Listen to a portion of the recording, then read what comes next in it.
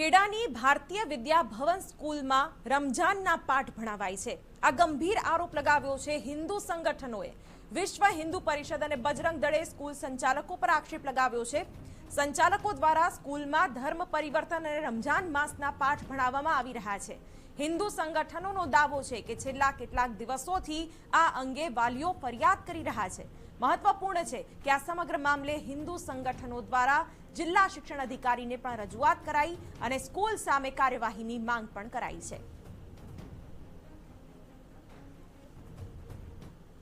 Message વાલીઓના ઘણા બધા phone આવ્યા હતા અમારી પર 2-3 દિવસથી ફોન આવતા હતા કે આ સ્કૂલની અંદર અમારા બાળકોને જે સરકારને અનુશાસનમાં જે સરકારની જે પદ્ધતિ પ્રમાણે જે ભણવાના વિષયો હોય એ વિષય બહારની પ્રવૃત્તિ બધી શીખવાડવામાં આવે છે। એટલે એમ કે રમઝાન મહિનામાં કેટલા દિવસો આવે છે, રમઝાન ઈદ કઈ રીતે ઉજવવી, રમઝાનનો રોજામાં રોજ સાંજે શું કરીને રોજો છોડવો અને આ બધી શીખવાડવામાં આવે છે। આ બધી ગેરકાયદેસર પ્રવૃત્તિ સ્કૂલના અનુશાસનની બહારની રહી અને એમના ખબર નથી પડતી આપણને કે આ લોકો કેમ સ્કૂલવાળા આ બધું કરી રહ્યા છે।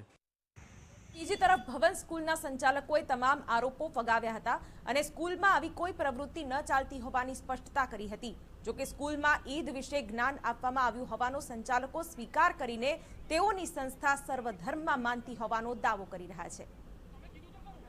આજે જે બન્યું એ અમે ખાલી ઇન્ફોર્મેશન શેર કરીએ છીએ, અમે આવું કંઈક પ્રવૃત્તિ કરતા નથી અને શિક્ષણની ઉપર જ અમારું ફોકસ છે। ભારતીય વિદ્યા ભવન જે સર્વધર્મ ઉપર વિશ્વાસ કરે છે અને અમારે અહીંયા હિન્દુ ધર્મના બધા તહેવારો ઉજવાય છે, બાળકોને શીખવાડવામાં આવે છે। તદુપરાંત ક્લાસરૂમની અંદર જે શિક્ષણ છે એ સરકારશ્રીની પદ્ધતિ અનુસાર જે શીખવાડવાનું છે એ અમે શીખવાડીએ છીએ। તો આ દરમિયાન રાજકોટ